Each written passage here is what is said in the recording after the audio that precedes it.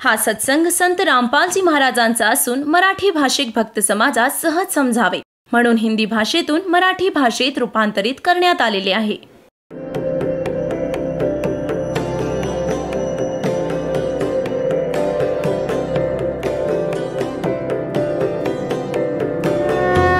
और ज्ञान सब ज्ञान डी कबीर ज्ञान सो ज्ञान और जैसे घोड़ा तोब कायम करता चले मैदान. जगद्गुरु तत्वदर्शी संत रामपालजी महाराजांचे अमृत वचन सर्व पवित्र धर्मांच्या व पवित्र शास्त्रांच्या आधारावर. 3 दिवसात भट्टी भाजून तयार झाली आणि आग विझली, पूर्ण थंड झाली. आता राजाच्या मुलाचा आदेश होता. जेव्हा प्रल्हाद आला शाळेमध्ये जाण्यासाठी, म्हणाले, महाराज, आज भट्टी मालकांच्या कृपेने 3 दिवसात भाजली गेली. आज आम्ही ती उघडू. प्रल्हाद तिथेच बसला आणि उघडा. ते काढले. एका मडक्यात ज्यात ती पिल्ले होती त्याला आगीची आच देखील लागली नव्हती. जसंच्या तसं कच्चं होतं. पिल्ले सुरक्षित होती.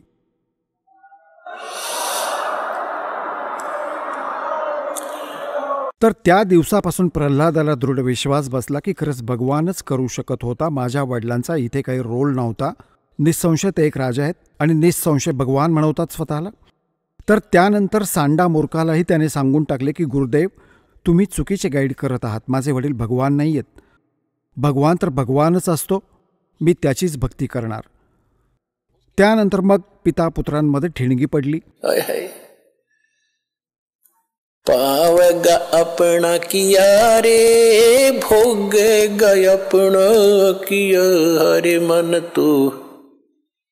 पावगा अपना किया रे भोग गय अपना किया रे. प्रहलाद पैज परवान करी है धर नरसिंह अवतारे. प्रहलाद पैज परवान करी थी धर नरसिंह अवतारे. दीन दयाल दया कर उतरे एरणा कुश उदर वेदारे. मन तू पावे गया अपना किया रे भोग गया अपना किया रे. गरीबदास साहेबजी यांना परमात्मा कबीरजी भेटले होते. गाव चुडाणी, जिल्हा झज्जर, हरियाणामध्ये. ते शेतकरी होते, जाट होते. शेतीमध्ये ते खूप मोठे जमीनदार होते. 1500-1600 एकर जमीन होती आणि तिथे स्वतःच्या शेतात गुराखी म्हणून गेले होते. गायी चारत होते. तिथे सतलोकातून परमात्मा आपल्या विधानानुसार कबीरजी जिंदा महात्म्याच्या रूपात येऊन अवतरले होते. तिथे एका कुमारी गायीचे दूध प्यायले होते दात्याने. कबीर भगवानांनी आपल्या आशीर्वादाने कुमारी गायीने दूध दिले कालवडीने आणि ते प्यायले होते. तिथले दूध नव्हते प्यायले. मग गरीबदासजींना प्रथम मंत्र देऊन सतलोकात घेऊन गेले होते. सर्व काही दाखवून गरीबदासजींना परत सोडले होते. पूर्ण ज्ञान योगाने परिपूर्ण केले होते. तेव्हा ते म्हणाले होते, प्रल्हाद पैज परवान करी. प्रल्हादाने जे ठाम ठरवले होते, प्रतिज्ञा केली होती की मी भगवानांची भक्ती करेन, हिरण्यकश्यपूची नाही करणार. बाप तर आहे परंतु भगवान नाहीये. म्हणतात त्याची जी पैज होती, प्रतिज्ञा होती, ती आत्मसात केली. म्हणजे त्याला शिरावर चढवलं, त्याचं रक्षण केलं, ते सफल केलं. आणि दीन दयाल कबीर भगवान दया करून उतरले. जिथून अवतीर्ण झाले त्या सतलोकातून आणि उदर विदारे हिरण्यकश्यपूचे पोट फाडून आतडी बाहेर काढली नरसिंह रूप घेऊन. आता पुण्यात्म्यांनो, हे आहे तत्वज्ञान. आता हळूहळू पूर्ण बघा. ते खोटं फिट होत होतं. तो तर नकली पेंट होता. आता हा पॉलिश पेपर मारत आहे दास सोबतच आणि हा असली पेंट लावेल तुम्हाला आणि हा कधीच नाही उतरणार. हा फेड देखील होत नाही. मग सदा एकसारखा राहील.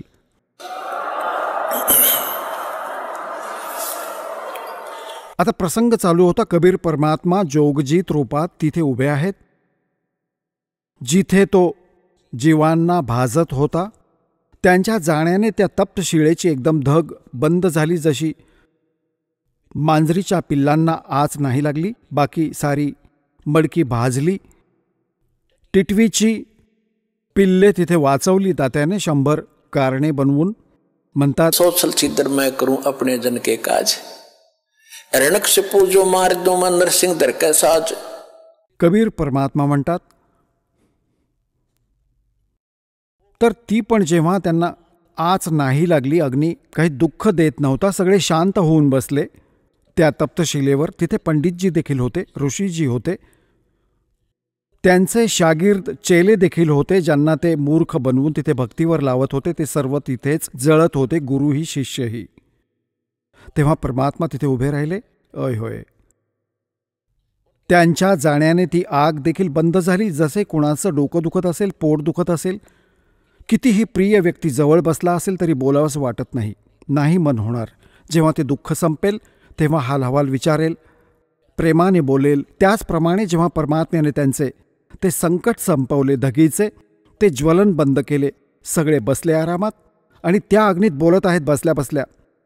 परमात्मा त्यांनी विचारले की हे भगवान, आम्ही कोणत्या पापांची शिक्षा भोगत आहोत? कारण की ब्राह्मणांना एवढं ज्ञान तर होतेच, कर्मानेच दुःख, कर्मानेच सुख मिळतं.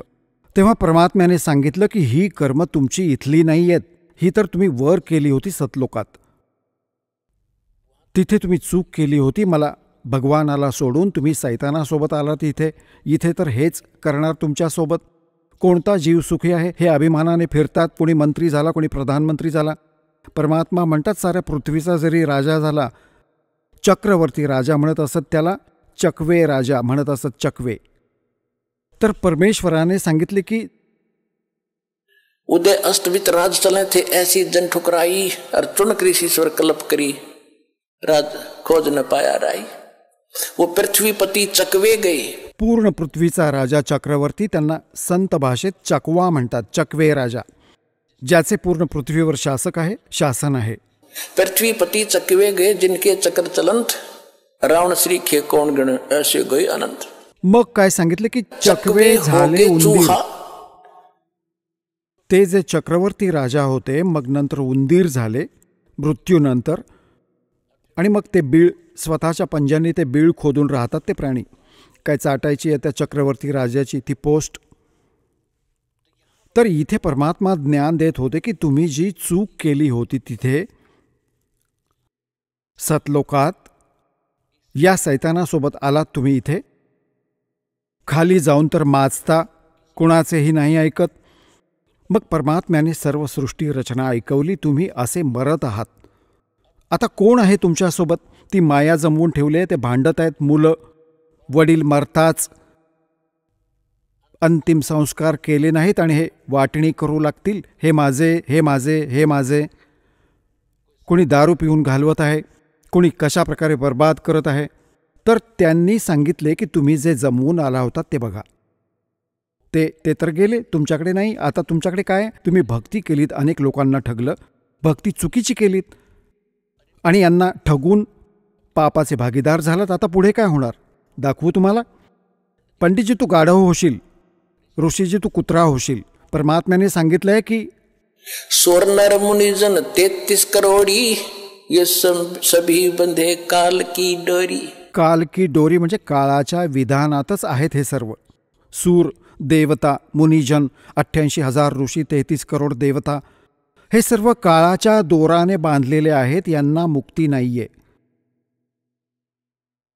हे देखील असेच जन्म मृत्यूच्या फेऱ्यात. तेव्हा त्या परमात्म्याने सर्व कहाणी सांगितली. तेव्हा मग ते रडत आहेत, ते ब्राह्मण देखील, आणि त्यांचे पुजारी, ते यजमान देखील सोबत दुःखी त्यांच्यासोबत. 1 लाख काय थोडे झाले का? पूर्ण टोळी बसली होती. नातेवाईक देखील तिथेच, राजेही तिथेच. राजेही मरत असतात, ते काय अमर आहेत सगळे? ते सगळे रडत आहेत, राजाला विचारत आहेत, परमात्मा कुठे गेला तुझा तो थाटमाट? कुठे आहे तुझी ती सेना? आता तुला जोड्याने मारतील घेरून इथे तुला. यमाचे दूत बघ ते उभे आहेत समोर, आता घेऊन जातील पकडून तुला. या वर तर जाऊन या एकदा, पार व्हा एकदा. मग सगळे रडत आहेत, ओरडत आहेत की हे परमात्मा, आम्हाला वाचवा, आम्हाला मोक्ष द्या. परमात्मा म्हणाले की जब तुम जाए धरो जग नरदेहा, जेव्हा तुम्ही संसारात जाऊन मनुष्य जीवन प्राप्त कराल, तब तुम करना मम सत सबद स्नेहा, तेव्हा तुम्ही माझ्या या खऱ्या ज्ञानावर विश्वास ठेवा, प्रेम करा, जे मी आज सांगत आहे. मग मी तिथे खाली जाऊन ज्ञान देईन, परंतु तुम्ही ऐकत नाही आहात. तेव्हा ते म्हणाले की हे भगवान, आता जीव कहे सुनो पुरुष पुराणा. आता समजले की खरे भगवान तर हेच आहेत पुराण. पुरुष पुराण म्हणजे सनातन परमात्मा. पुरुष म्हणजे परमात्मा, पुराणा म्हणजे सर्वात जुना. जीव कहे सुन पुरुष पुराणा, देह धर विसरो नहीं ज्ञाना. आम्ही परत मनुष्य जीवन प्राप्त करू तेव्हा हे ज्ञान विसरणार नाही. हा काळ सगळ्यात आधी हेच विसरायला लावतो. आपण आईच्या गर्भातून येतो, माहीतच नसतं की आपण कोण होतो, कुठून आलो. तर ते काम देखील भगवानांना येऊन करावं लागतं की तू कोण आहेस, कुठून आला होतास, तुला इथे का दुःख भोगावे लागत आहे, तू इथला रहिवासी नाही आहेस, तुझा लोक कोणता वेगळा आहे, जिथे कधी मृत्यू होत नाही, जन्म होत नाही, काही रोग नव्हता, काही चिंता नव्हती. आज किती सुंदर कुटुंब आहे तुमचं, मुले किती प्रिय वाटतात. अगदी बरोबर आहे. अरे 1 मिनिटात ना मुलाचा पत्ता, ना मुलीचा, ना वडिलांचा. कुटुंबाच्या कुटुंब मरतं. पुरामध्ये लाखो लोक मरतात. होय होय. पुण्यात्म्यांनो, जेव्हा परमात्म्याने त्यांना सांगितले, म्हणू लागले की आम्ही जेव्हा तुम्ही याल आम्ही छान नक्की तुमचे ज्ञान ऐकू, तुमची भक्ती करू. परमात्मा म्हणाले मला माहीत आहे तुम्ही काय भक्ती करणार ते. जा तुम्ही. नाईलाजाने तर सर्वच म्हणतात. दुख में सुमरण सब करे, सुख में करे ना कोई. जय सुख में सुमरण करे तो ये दुख का ही गु होय. सुख में सुमरण किया नहीं और दुख में करते याद. कह कबीरता दास की फिर कौन सुने फरियाद. आता तुम्ही चिंतित नका होऊ की आता आम्ही दुःखात आलो आहोत तर आमची तक्रार ऐकणार नाही ना. ही तर त्यावेळची गोष्ट होती जोपर्यंत हे ज्ञान भगवानांनी प्रचार आणि ही औषधी दिलेली नव्हती. तोपर्यंत निसंशय कोणी पुकार करेल आणि ज्यांचे पूर्वसंस्कार नाहीये तर त्यांना काहीही मिळणार नाही. आणि जे मिळणार आहे ते पूर्वसंस्कारानेच मिळणार होते. आता तुम्हाला पूर्वसंस्कार तर तुमचे सुरक्षित आहेतच, परंतु पुढे जी भक्ती सांगितली आहे यामुळे तुमचे रक्षण होईल, तुमचे आर्जव देखील ऐकले जातील, तुमची संकटे देखील दूर होतील आणि तुमचा रोग देखील दूर होईल, तुम्हाला मोक्षही मिळेल. हे तर नव्याने चार्जर झाले. हे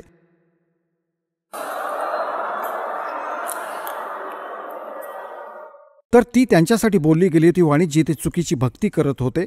तेव्हा म्हणायचे की ठीक आहे की तुमच्या पूर्वसंस्कारांचे तुम्हाला मिळत आहे. जोपर्यंत तुमची बॅटरी चार्ज राहील, पूर्वजन्मीची पुण्ये तुमच्या सोबत आहेत. भले कितीही दुष्कर्मे करा, कितीही खोटी कामे करा, ते तर तुम्हाला सर्व मिळेल. परंतु पुढे मग जेव्हा संकटे सुरू होतील तुम्ही रडाल भगवानांकडे, मग नाही ऐकणार तुमचं. त्यांना म्हणाले की आता जसे आता मालकांना माहीतच होते की यांचा बट्ट्याबोळ तर होतच आहे.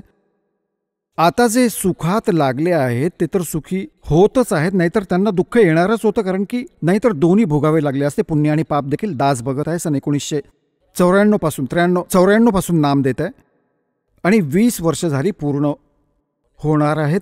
तर तेव्हापासून ते आत्तापर्यंत ज्यांनी कोणी नाम घेतलंय, जे ठीक मर्यादेमध्ये चालले आहेत, कोणतेही संकट नाही आहे, त्यांना माहीतच नाही दुःख काय वस्तू असते ते.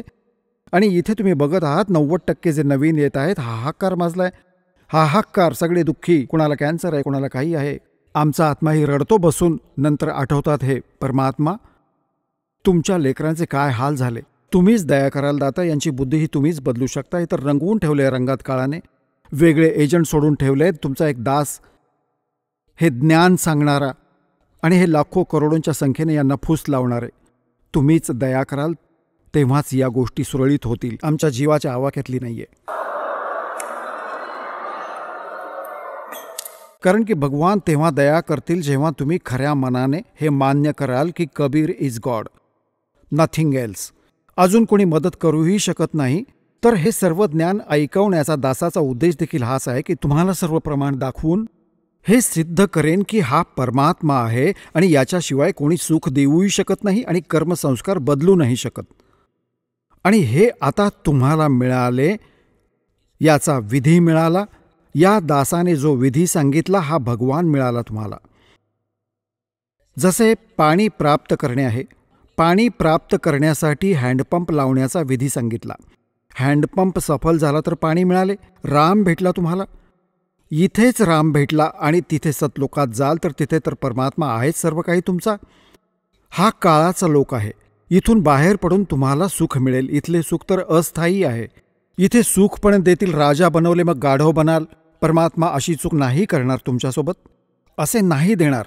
आता भक्त झालात तर आपल्या हिशोबाने तुम्हाला बाहेर काढण्याचे मार्ग काढतील. इथल्या ज्या आवश्यक सुविधा आहेत त्या तर जरूर देईल, दयाळू आहे. पण तुम्ही मागाल काहीतरी बकवास तर ते नाही देणार. त्याला माहिती आहे, जसे अब्राहिम सुलतान आदम केवढा मोठा राजा होता, केवढे सुख होते. त्याला माहीत होते की हा पुण्यात्मा पूर्वीची पुण्ये उपभोगत आहे, आता हा चुकीच्या गोष्टींमध्ये अडकलाय. 16,000 तर विवाह केले त्या मूर्खाने थोड्याशा आयुष्यात. आणि छाती काढून फिरतो. खूप धन होतं पूर्वसंस्कारांचं. पूर्वी दान पुण्य जे केले होते त्याने. जेव्हा तो सम्मनचा आत्मा होता, मग शेर खान नावाचा एक राजा झाला शेरवान शहरात. आणि मग त्याच्यानंतर मग परत त्याच्याकडून दान करून घेतले दात्याने. कधी परत ऐकवेन कथा, जे जुने आहेत त्यांना माहिती आहे. त्याच पुण्यांनी राजा झाला होता, ते उपभोगत होता आणि मग गाढव झाला. त्या मालकाने त्या प्रिय आत्म्याला त्या नरकातून काढलं, राजपद सोडवलं त्याच्या मागे लागून. आणि जेव्हा त्याला ज्ञान मिळालं तेव्हा त्याच्या लक्षात आलं की खरंच मी तर गाढव होतो, अगदी व्यर्थ घालवत होतो. मग परमात्म्याने सांगितले देखील होते की जा अब्राहिम, आता तुला ज्ञान झाले आहे, तू राज्य कर. हात जोडले दाता. आता त्या नरकात नका पाठवू. आता तर समजले, मजुरी करेन, लाकडे तोडून विकून गुजराण करेल दाता. तुमची साथ असू द्या. मोक्ष हवाय मला, बाकी काही नको. आणि आपण मागतो भगवानांना हे द्या ते द्या, मागण्याची गरज नाही. इथे आल्यानंतर इथे तर तुम्हाला मागण्याची गरज नाहीये. बालक नाही, तुम्ही त्याची लेकरे आहात. आज तुम्ही त्याची लेकरे झालात, मुलगा मुलगी झालात. ज्या दिवशी तुम्ही इथे नाम घेतलेत, 2 प्रकारची लेकरे असतात. एक तर शरीराने, त्यांना बिंदचे म्हणतात.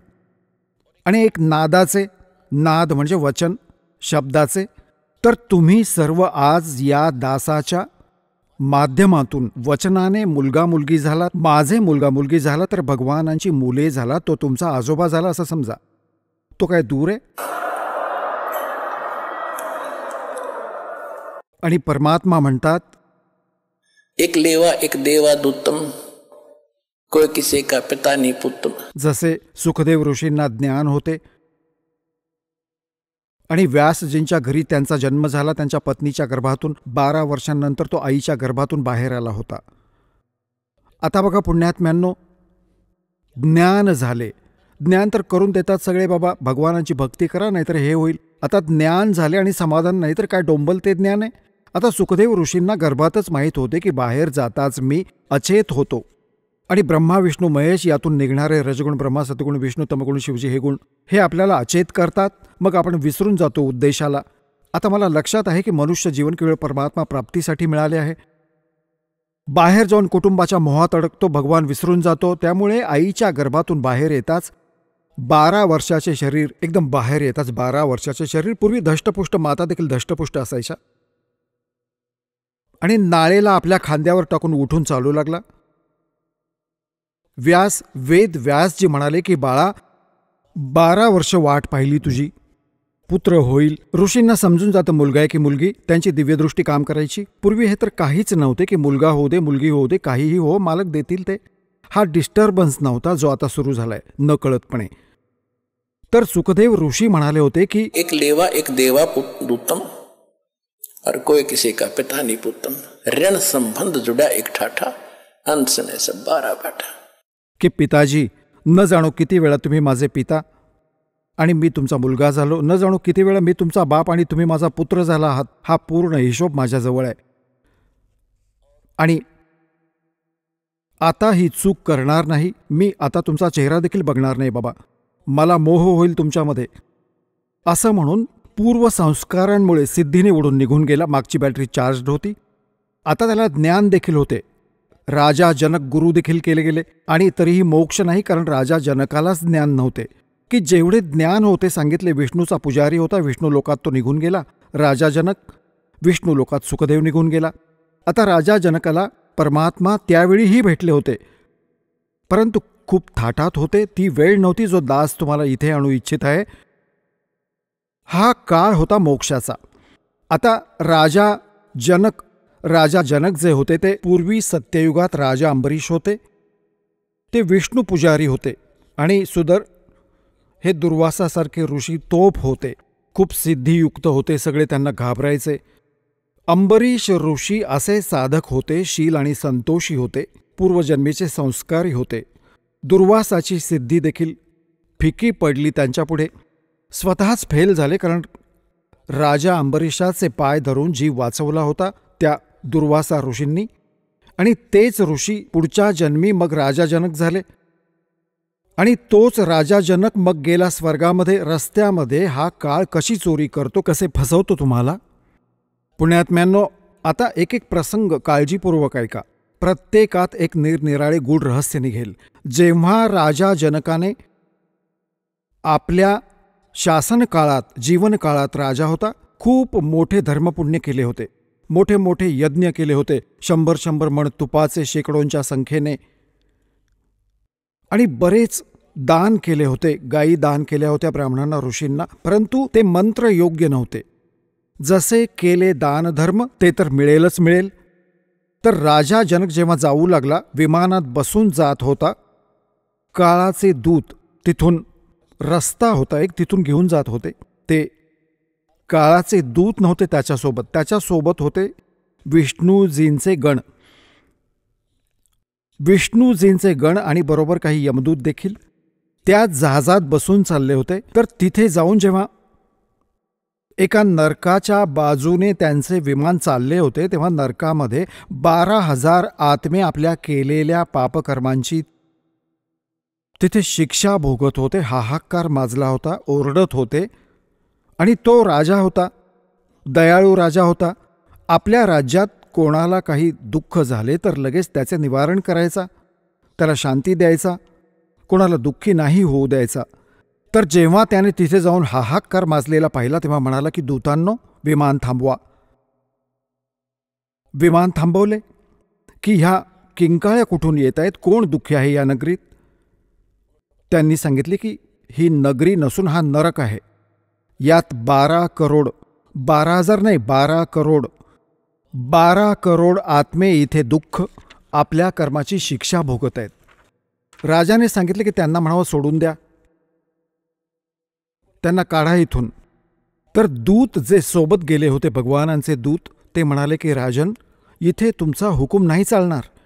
इथे तर धर्मराजाचा हुकूम चालेल, की धर्मराजाला बोलवा,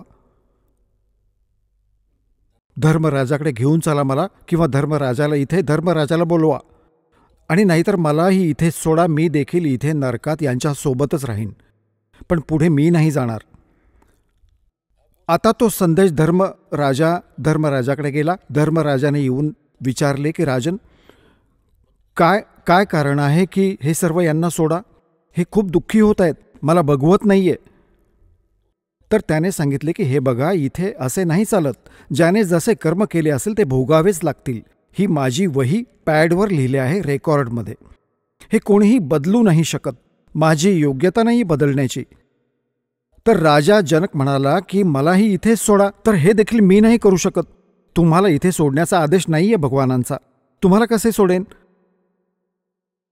तर म्हणू लागला की मी तर जात नाही, करा जे तुम्हाला करायचे आहे. आता अशा पुण्यकर्मी व्यक्तीसोबत, आत्म्यासोबत तो देखील जास्त वादविवाद नाही करत. मग आपली चापलुसी म्हणजे चाणक्य ऋषी अंगीकारतात.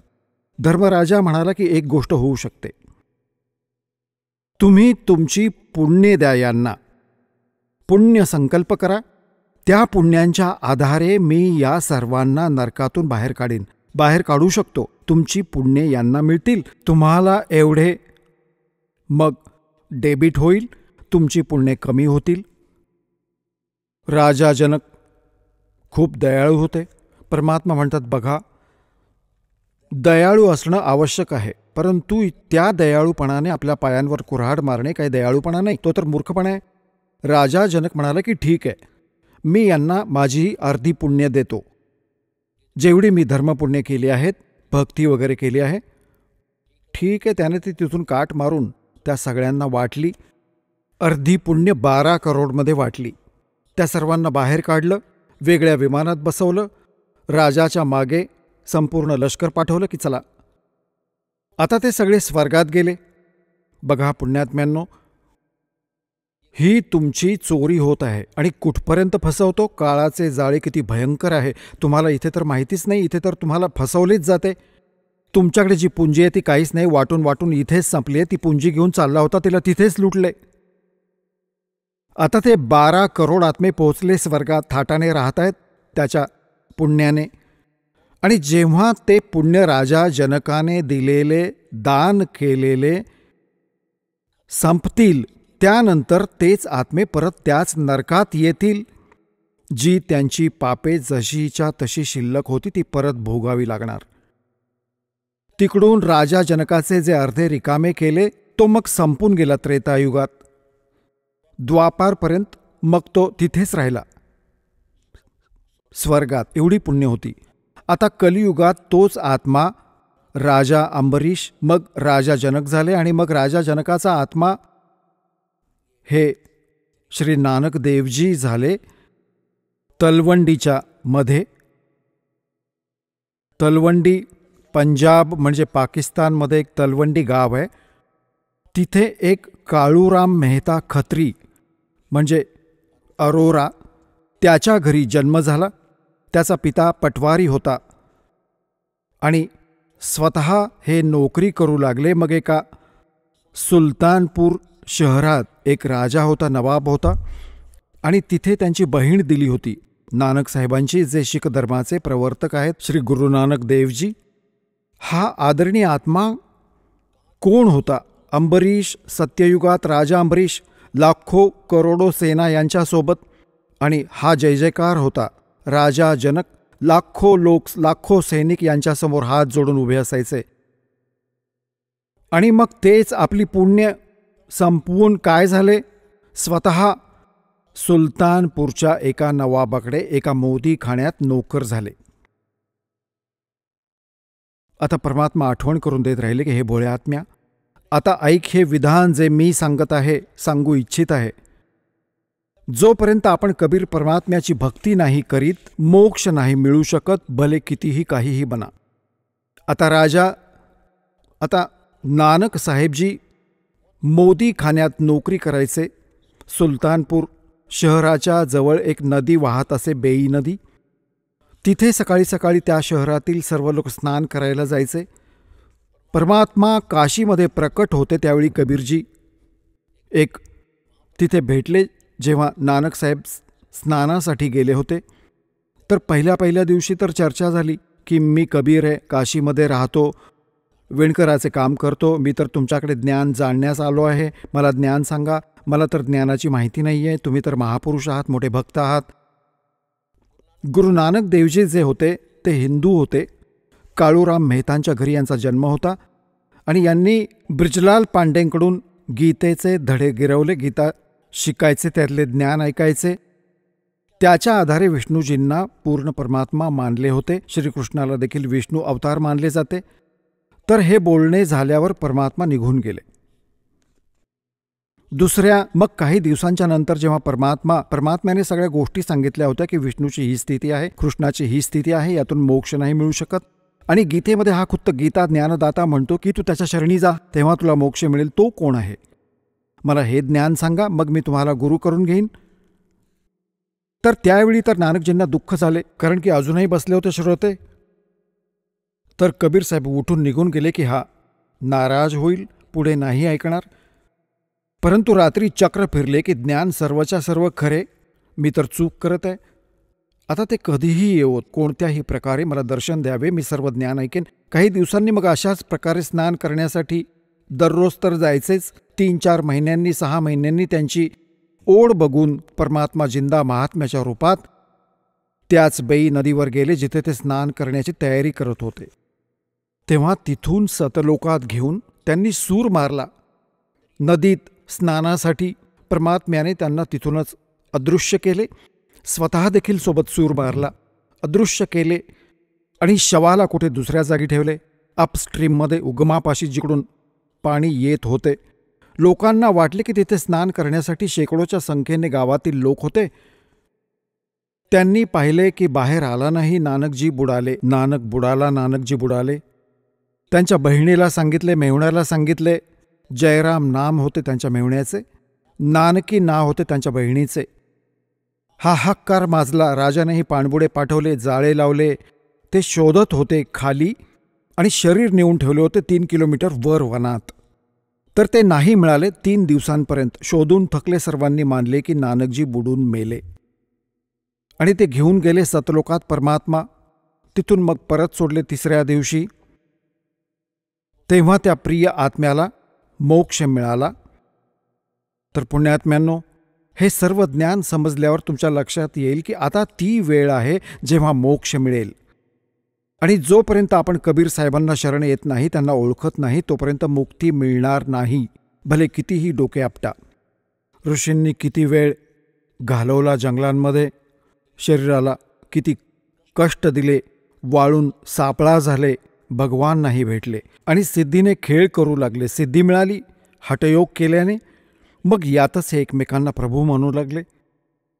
ही सिद्धी तर एका आण्याचीही नाही. आपल्याला या सिद्धी आपल्या भक्तीने खूप येतील. जे दास आपल्याला मंत्र सांगत आहे यांचा उपयोग नका करू, नाहीतर हे विनाशाचे कारण ठरतील. या सिद्धी म्हणजे ताकदीने आपण सदलोकात जाऊ, नाहीतर हे इथेच पंक्चर होईल. मग हे तर आता काय आहे त्याच प्रसंगावर येऊया. तिथे सर्वांना समजावत होते भगवान. सगळी कहाणी सांगितली आणि सांगितले की तुम्ही जा. ज्याला तुम्ही भगवान समजत आहात तो तुम्हाला खात आहे. ज्याला तुम्ही निराकार म्हणत आहात तो साकार आहे, हा समोरून येत आहे. जेव्हा त्या सर्व जीवांनी पाहिले हा समोर हाच आहे तो तुमचा निराकार, ज्योती निरंजन, ज्योती स्वरूप अलख निरंजन. आणि हा आहे तो ब्रह्म ज्याला तुम्ही ब्रह्म म्हणता. ब्राह्मणांनो, हा आहे तुमचा ब्रह्म. आता तुमची मती भ्रष्ट झाली आहे. देवी पुराणामध्ये 3ऱ्या स्कंधात ना 7व्या स्कंधात हिमालय राजाला जेव्हा ज्ञान देत आहे देवी दुर्गाजी, ती सांगत आहे की तुम्ही ओम नामाचा जप करा, ब्रह्मची भक्ती करा. बाकी सर्व गोष्टी सोडून द्या, बाकी कोणाचीही पूजा माझीही करू नका. आणि अनन्य मनाने त्याची भक्ती करा. त्याला प्राप्त व्हाल. तो ब्रह्मलोकात राहतो. ब्रह्म तिथे निघून जाल. आणि हा आहे तो निराकार. निराकार कुठे आहे? तो सर्व ठिकाणी आहे. पुराण देखील नाही समजले यांना. वेद पढ़े पद पर भेद न जान, ये बच्चे पुराण 18. और पत्थर की पूजा करें, ये भूल गए सृजनहारा. म्हणतात वेद पढ़े पढ़ भूले, अर्थ ना खुले. वेद पढ़े अर्थ ना पढ़ भूले. वाचला तर खरं पण अर्थ ना खुले. त्यामुळे ब्राह्मण मोक्ष प्राप्ती नाही करू शकले. मग काय सांगितलंय? गुरु बिन वेद पढ़े जो प्राणी, समझुन सौर रहे अज्ञानी. गुरु बिन काहु न पाया ज्ञाना, जो थोथा बुछड़े मूड किसाना. आता जसं सरसोचा जुडगा असतो, भुसा, किंवा जे धान्य काढतात त्याचं गवत भुसा होतो, आणि कोणी मूर्ख त्या गवताला परत आपटत असेल आणि कोणी त्याला विचारलं की काय करत आहेस, तर धान्य काढत आहे. अरे धान्य आहे त्यात, रिकाम्या पेंड्या आपटत बसलायस. तर जोपर्यंत सद्गुरू नाही भेटत तोपर्यंत या इतर साधना म्हणजे रिकाम्या पेंड्या कुटणे, तर याने काही लाभ नाही होणार. कितीही प्रयत्न करा. ते तर धान्य, गहू जसंच्या तसं नाही का धान्य जोडतात, आपटून गळून पडतात, ढीग लागतो थोड्याच वेळात. तर तो सद्गुरू आज हा दास आहे परमात्म्याने पाठवलेला या कलियुगात. हे लक्षात ठेवा. हा दास यासाठी वारंवार रिवाईज करत आहे, कारण स्वतःचा महिमा आम्हाला स्वतःच सांगावा लागत आहे. परमात्मा स्वतः आले होते. हम ही अलख अल्लाह हैं, कुतुब गोस और पीर, गरीबदास खालिक दनी हवरा नाम कबीर. ए स्वामी सृष्टा में सृष्टि हमारे तीर, दास गरीब अधर बसो में अवगत सत कबीर. पण नाही समजले. जेव्हा स्वामी रामानंदजींना परमात्मा वर घेऊन गेले, सारी स्थिती दाखवली, मग सोडले, तेव्हा मानले की दो ठोर है, एक तू भया एक से दो, और गरीबदास हम कारणे आए हो जग मगदो. बोलत रामानंद जी सुनो कबीर करतार, गरीबदास सब रूप में तुम ही बोलनहार. जेव्हा भगवान सांगत होते सगळ्यांना, कोणी नाही ऐकलं. ते पण रामानंदांना यासाठी मानावं लागलं कारण ते समक्ष बघून आले. तर पुण्यात्म्यांनो, इथे भगवानांना स्वतःचा महिमा सांगावा लागला. या दासालाही सांगावं लागलं की मी त्या कबीराचा दास आहे, जो साऱ्या सृष्टीचा मालक आहे. आणि ते ज्ञान आणि सद्गुरू आज हा दासच आहे. आणि जो सतलोक आश्रम बरवालामध्ये येईल त्याला त्याची पूर्ण खात्रीही पटेल. मग तो नाही डगमगू शकत. भले तो माणूस मोक्षाच्या किंवा ज्ञान ग्रहणाच्या इच्छेने आला असेल, जो आला असेल बकवास करण्यासाठी, तर ते तर सांगितलेच तुम्हाला. म्हणतात, कोट वर्ष करो संगत संतों की, पत्थर का जल में क्या भीजे, चंदन बन में रंग ला दे, एक बांस बिटंबी ना सीजे. म्हणतात, जसे दगडाला 20 फूट पाण्यात टाका, 2 तुकडे, आणि मग बाहेर काढा, भले 10 वर्षांनी, भले 6 तासांनी, आणि मग त्यांना एकमेकांवर घासा. त्यात जसेच्या तसे गुण आहेत. गुणांमध्ये बदल नाही झाला. ठिणग्या निघत आहेत त्यातून. आणि अशाच प्रकारे चंदनाचे जे झाड वृक्ष असतो, आसपासच्या सर्व कडुलिंब, जांडी, पिंपळ जेवढेही वृक्ष असतात, स्वतःचा सुगंध सोडून चंदनासारख्या सुगंधाचे बनवतो, त्यांना बहुमूल्य बनवतो. परंतु एक बांबू असतो, बांबू ज्याची काठी बनते, मच्छरदाणी बनते, त्याच्यावर परिणाम नाही होत. भले तो चंदनाच्या वृक्षाच्या जवळ उगवला तरी त्यात तो ग्रहण करण्याचा गुणच नाहीये. तर जे इथे येतील काही जिज्ञासा घेऊन, मोक्ष आधार मानून, त्यांना तर लाभ होईलच होईल. त्यांना तर लक्षात येईलच की जगात आज कोणी गुरु नाहीये, या दासाशिवाय सद्गुरू देखील नाहीये.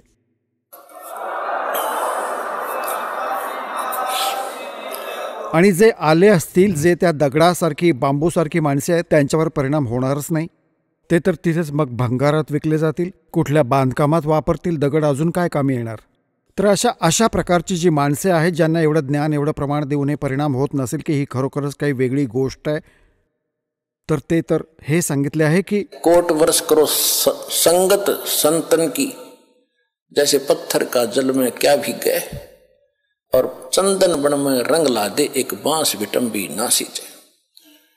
तर अशाच प्रकारे परमात्म्याने सांगितले की बघा, हा येत आहे तुमचा भगवान, आणि तुम्ही वेद वाचता, गीता वाचता आणि पुराणांना सत्य मानता. तर पुराणात हे लिहिले आहे.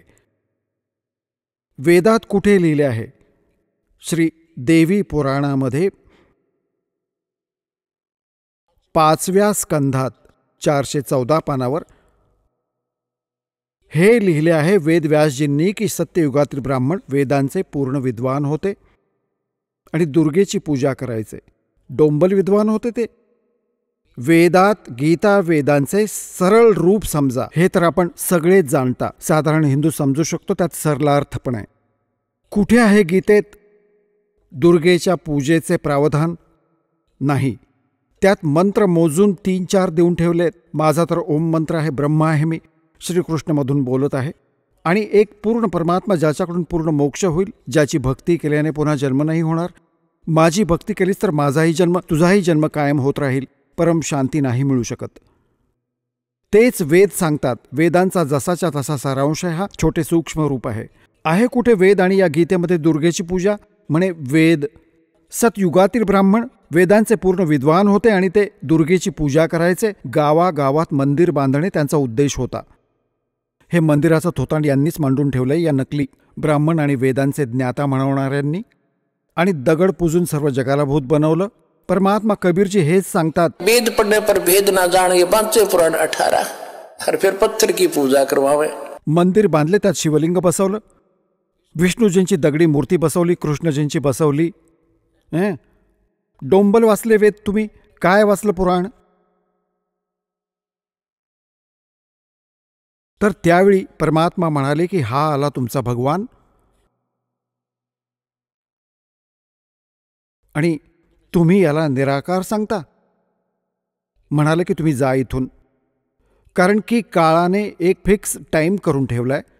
काळाचा दुसरा अर्थ वेळसुद्धा आहे. तर इथली जी वेळ आहे ती निर्धारित आहे. यात काहीही बदल ना तो स्वतः करू शकतो, ना कुठल्या अजून संस्कारांनी बदल यात कोणी देवता करू शकतात.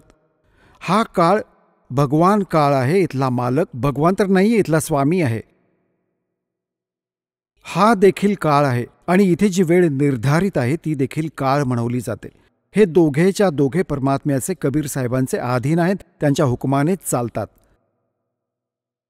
तर तो जो काळाने एक वेळ फिक्स करून ठेवली होती की एवढ्या वेळात या तप्त शिलेवर भाजून सर्व प्राणी आपली घाण यात सोडून आपोआप उडून जातात, ते तिथून काढले जातात. एकदम जंप येते.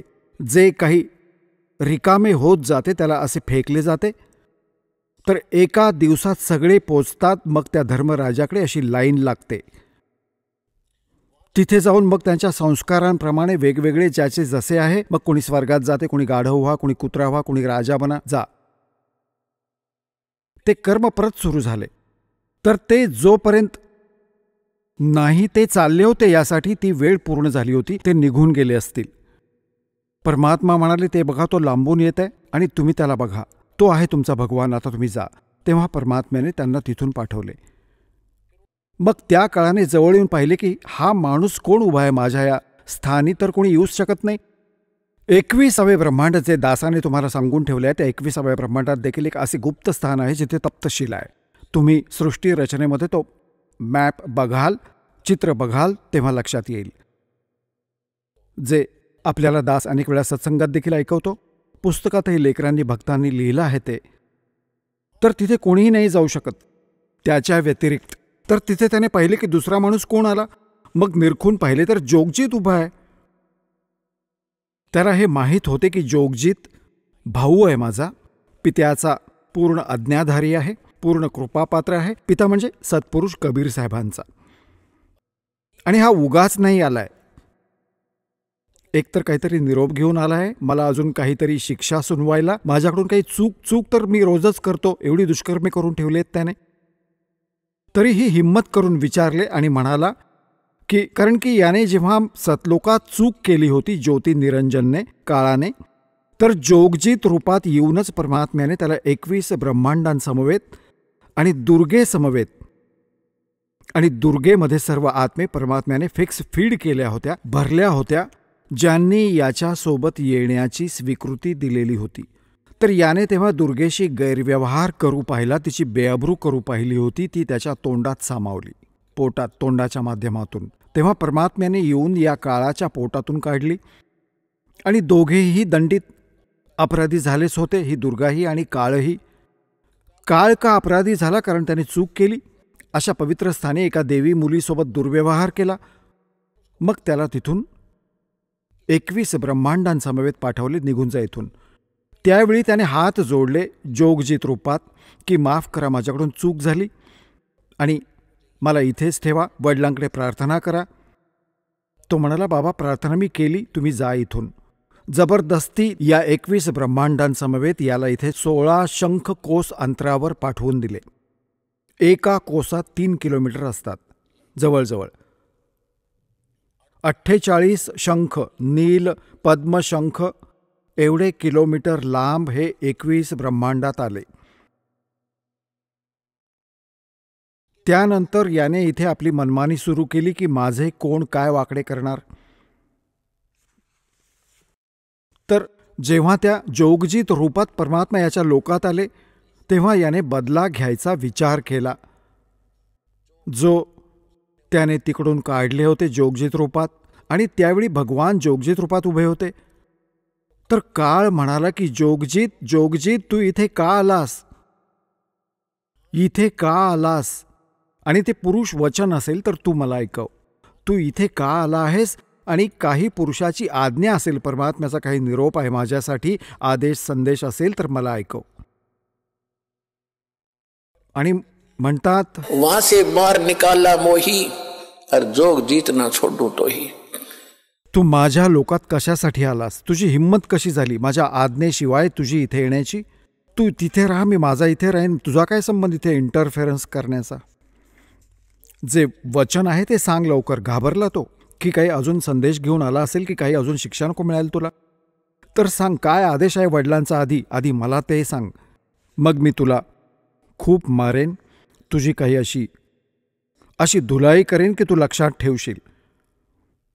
तर जोगजित रूपात परमात्मा म्हणाले की ऐक परमेश्वरांचा, पिताजींचा आदेश. तू त्यांच्या आत्म्यांना, हे तुझे बहीण भाऊ आहेत जे तुझ्या सोबत आले. अरे नालायक, यांनी तुझ्यावर विश्वास ठेवला, तू यांच्याशी विश्वासघात केलास, यांना कंगाल केलेस. यांनी काय जुलूम करून ठेवले आहेत आपल्यासोबत. याने वर एक महास्वर्ग तयार केला आहे ब्रह्मलोकात, आणि त्या महास्वर्गामध्ये याने वेगळे नकली लोक करून ठेवले आहेत, सतलोक, अलखलोक, अगमलोक, अकहलोक. जे हे राधास्वामीवाले करतात ना, हे ढोल बडवतात, ते तर या नकली लोकांबद्दल पण यांना पूर्ण ज्ञान नाही आहे. काळाच्या लोकात खोटे बनवून ठेवले, जशीच्या तशी नक्कल वरची दुर्गेकडून करून घेतली याने. तर परमात्मा म्हणाला की तू यांचे काय हाल करून ठेवलेस. परमात्मा म्हणाले की तू, हे तुझे बहीण भाऊ आहेत सर्व, आणि नालायका तुझ्यावर विश्वास ठेवून आले तुझ्यासोबत, तर असे जुलूम. तर याने काय करून ठेवले की तिथे लुटतो हा तुम्हाला. आज तुम्हाला हे सांगितले जात आहे की तुम्हाला कसे लुटले जात आहे, कसे तुम्ही असे भिकारी झालात. आधी जेव्हा तिथून आलात सतलोकातून, तर तुम्ही पुण्याने परिपूर्ण होतात. तुम्ही एका सावकाराची लेकरे होतात. पूर्वी राजे लोक असायचे, जे त्यांची मुले आणि मुली, जे धनी राजे असायचे, सोन्याचे हार, सोन्याचे जोडे, सोन्याचे इथपर्यंत, जसे तुम्ही राजस्थानात बघितले असेल की अजून घालतायत माता, चांदीच्या बांगड्या त्या सोन्याच्या असायच्या, आणि कपडे सुंदर, त्यावर देखील हिरे मोती जवाहर जडवलेले असत. आणि असे आपण तिथे होतो, भक्तीने परिपूर्ण शेठ होतो, सर्व सुविधा प्राप्त होत्या. आता आपण आलो त्या सर्व आभूषणांच्या समवेत, म्हणजे सर्व भक्ती समवेत याच्यासोबत आलो.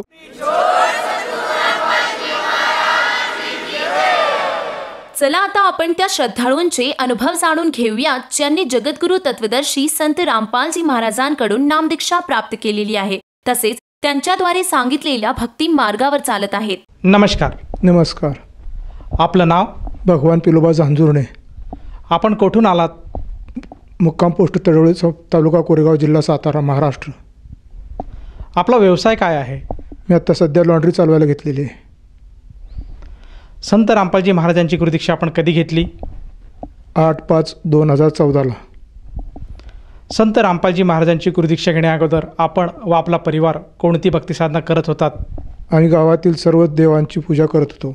प्रामुख्याने विठ्ठल भक्ती आणि ज्ञानेश्वर भक्ती जास्त करी. आम्ही ज्योतिबा देवाची पूजा करायचो, आम्ही कुलस्वामी असल्यामुळे, आणि प्रत्येक कार्यक्रमात आम्ही हजर असायचो.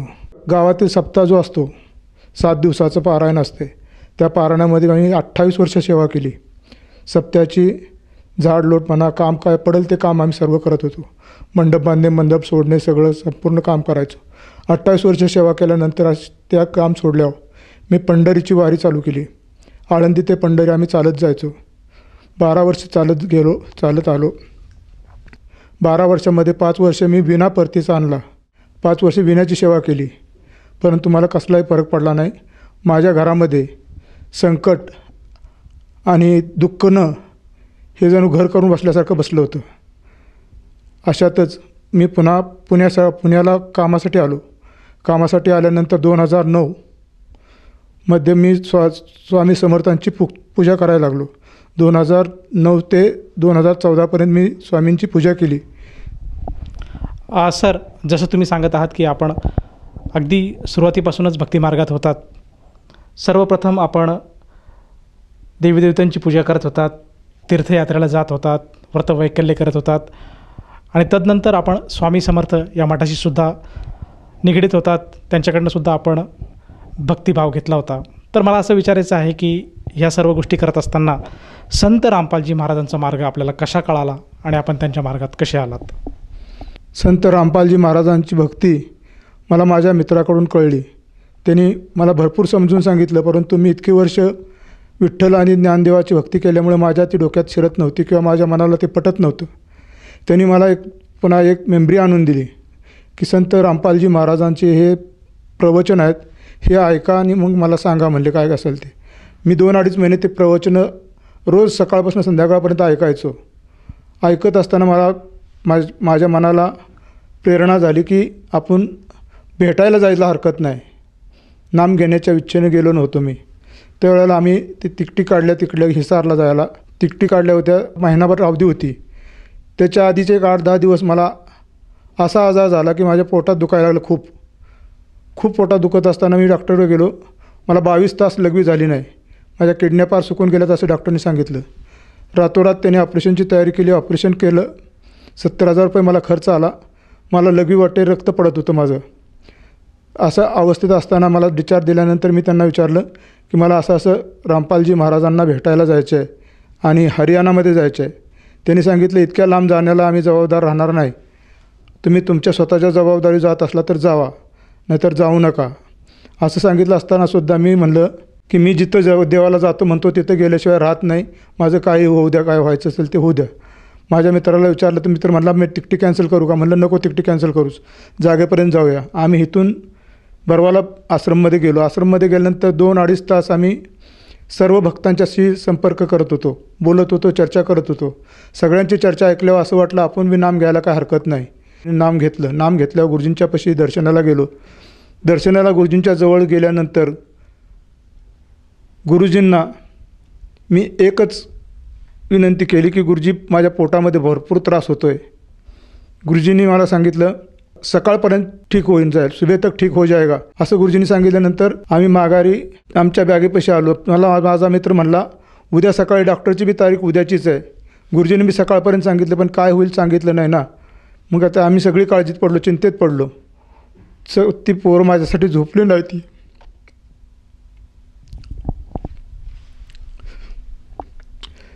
सकाळी उठून मी लघवीला गेलो 6:30च्या दरम्यान.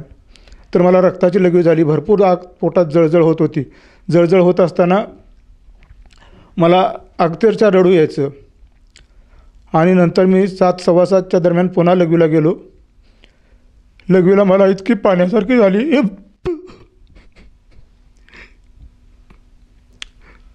माझं पोटच शांत झालं एकदम. हे परमात्मा,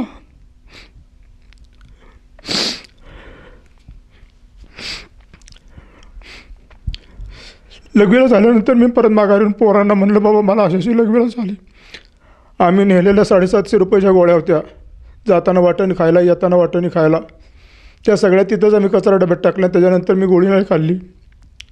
आम्ही माघारी आल्यावर मिलिटरी हॉस्पिटलला त्या बायपासच्या पायपा काढण्यासाठी तपासणीला गेलो. तपासणीला गेलो असता त्यांनी पूर्ण तपासणी केली आणि सिटी स्कॅनची तपासणी तिथं नसल्यामुळे त्यांनी आम्हाला कोंडव्याला पाठवलं. कोंडव्याला सिटी स्कॅन करायला गेल्यानंतर तिथं 5,000 रुपये भरावं लागत होतं सिटी स्कॅनचे. माझ्याजवळ तेवढे पैसे नव्हते. मी काय करायचं विचारात होतो, पण हा विचार केला. गुरुजींचं दिलेलं नाम जपत बसलो. संत रामपालजी महाराजांनी सांगितलेलं नाम जपत बसलो आणि संपूर्ण सगळे पेशंट संपल्यानंतर डॉक्टरांना जाऊन भेटलो. डॉक्टरांना सांगितलं माझी अशी परिस्थिती आहे, अशी माझी अवस्था आहे, माझ्याकडे पैसे आत्ता नाहीत. सांगितल्यानंतर म्हणले किती पैसे आहेत? तर मी म्हणलं 900 रुपये आहेत फक्त माझ्यापाशी. मग म्हणले काय करणार, पैसे तर लागणार. मग पण त्यांनी काय विचार केला, 1 मिनिट गप्प बसले आणि मी गुरुजींचा धावा करतच होतो. रामपाल महाराजांचा धावा चालूच होता माझा. त्यांनी परत सांगितलं जा तेवढे आहेत तेवढे पैसे भर आणि नंबर लावून जा. आहेत तेवढे पैसे भरले. मी 800 रुपये भरले आणि नंबर लावून आलो. तिसऱ्या दिवशी माझा नंबर लागला सिटी स्कॅन करायला. सिटी स्कॅन करायला जाता नंबर लागल्यानंतर त्यांनी येताना सांगितले पैसे घेऊन या पुढचे राहिलेले बाकीचे. त्या काउंटरवरच्या माणसांनी सांगितले. पैसे घेऊन मी यायचं पण माझ्यापाशी पैसेच नव्हते, तर मी येऊ कसा? मग परत तिसऱ्या दिवशी मी तिथे गेलो. तिथे गेल्या पहिलं डॉक्टरना जाऊन भेटलो. डॉक्टर साहेब असं आहे, मी काही पैसे आणले नाहीत, मला पैसे मिळाले नाहीत. ते म्हणले जावा तुम्ही तुमचं सिटी स्कॅन करून घ्या. सिटी स्कॅन झाल्यानंतर मग माझ्याकडे या.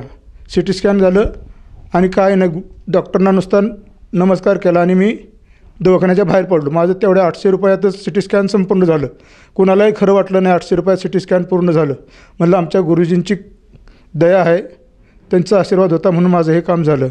पण रिपोर्ट सगळा चांगला आला होता सिटी स्कॅनचा. सर, जसं तुम्ही सांगत आहात की जे आपले काही मित्र होते त्यांनी आपल्याला सद्गुरू संत रामपालजी महाराजांच्या ज्ञानाबद्दल माहिती दिली आणि आपल्याला त्यांच्या नामाबद्दल ओढ निर्माण झाली. परंतु अशातच आपल्याला जो काही किडनी संदर्भात जो काही रोग जडला होता त्यातनं आपल्याला वेदना होत होत्या. परंतु अशा परिस्थितीतसुद्धा संत रामपालजी महाराजांच्या प्रेरणेने आपण त्यांच्या दर्शनार्थ गेले आणि तेथे जाऊन त्या असह्य अशा रोगापासून परमेश्वराने आपल्याला राहत दिली. हा एक मोठा लाभ आपल्यासाठी सद्गुरू संत रामपालजी महाराजांनी दिला. तर ह्या व्यतिरिक्तसुद्धा सद्गुरू संत रामपालजी महाराजांकडनं आपल्याला आणखीन काही स्वरूपात लाभ प्राप्त झालेत का? मी माझ्या पुऱ्या आयुष्यात मला भरपूर उपासमार झाला होता. माझ्यावर अनेक संकटं असंख्य आली. मी देवाला मागणी मागायचो की इतके त्रास कुणालाही देऊ नका प्रभू म्हणून. त्यावेळेला तसं गुरु रामपालजी महाराजांची मला माहितीही नव्हती. इतका त्रास असल्यामुळे महाराजांना मी म्हणलं की मला पुन्हा अशी वेळ येऊ नये की माझ्या उपाशी राहायची पाळी येईल अशी. ती 2014पासून आज तागायत मला असे प्रसंगही आला नाही आणि मला काही कमी पडलं नाही. तशातच आमच्या शेजारी संत रामपालजी महाराजांचा सत्संग होता 1 दिवसाचा. त्याचा प्रचार आम्हाला 3 दिवस करायला सांगितला होता. गाडीवरती भोंगा लावून शिनी तो प्रचार करायचा होता. तो 3 दिवस आम्ही प्रचार मनापासून तन्मयतेने केला, अति आदराने केला. तिसऱ्या दिवशी गाडी पूर्ण दिवस चालू ठेवली होती आणि गाडीवर प्रवास केल्यामुळं संध्याकाळी माझ्या एरियातच परमात्मा आले ते असे समजून मी सगळे भक्त लोक गेल्याशिवाय घरी जायचं नाही असा निर्धार केला होता. शेवट सगळे जाताना भगतजींनी मला बाटलीत राहिलेलं पेट्रोल थोडंसं दिलं होतं गाडीत टाकायला. कोणाच्या गाडीत टाकण्यापेक्षा तुमच्या गाडीत टाका, तुमची 2 व्हीलर आहे म्हणून. ते अर्धा ग्लास किंवा पाऊण ग्लास असेल पेट्रोल. त्या पेट्रोल मी गाडीत टाकलं आणि आम्ही घरी गेलो निघून. ते बाकीचे भगत लोक निघून गेले.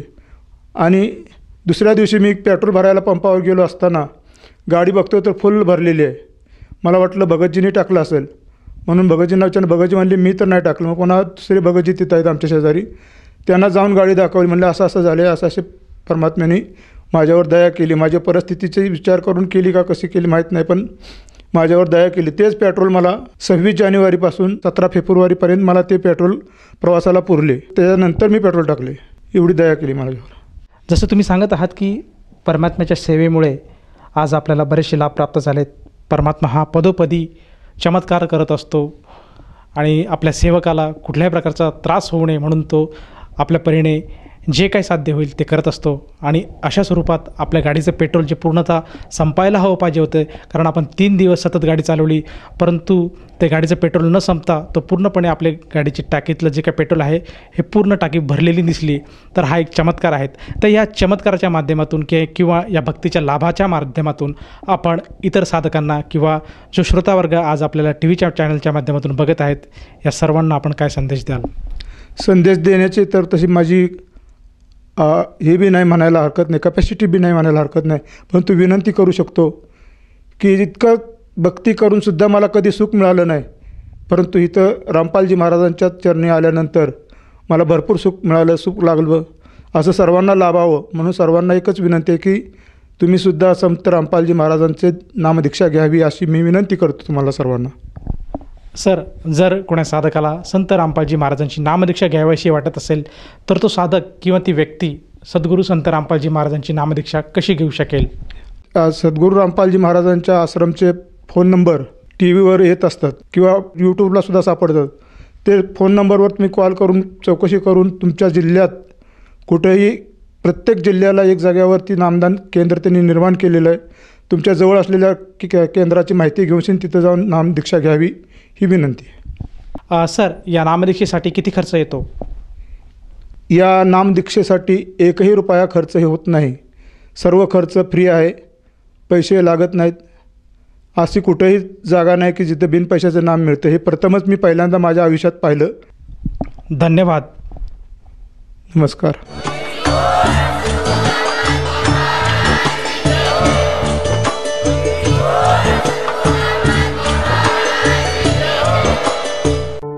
आपण ऐकत होता जगद्गुरु तत्वदर्शी संत रामपालजी महाराजांचे मंगल प्रवचन. निशुल्क नामदीक्षा प्राप्त करण्यासाठी आणि अधिक माहितीसाठी संपर्क करा 7030303951 7030303952. आमची वेबसाईट आहे www.jagadgururampalji.org. सर्व पवित्र धर्मांच्या पवित्र शास्त्रांवर आधारित प्रमाणित अनमोल पुस्तक ज्ञानगंगा किंवा जगण्याचा मार्ग यापैकी कोणतेही एक पुस्तक निशुल्क मागविण्यासाठी आम्हाला आपले पूर्ण नाव, पूर्ण पत्ता, पिनकोड सहित आणि फोन नंबर लिहून 7030303951 7030303952 या नंबरावर SMS करू शकता किंवा आम्हाला 7030303950 या नंबरावर WhatsApp देखील करू शकता.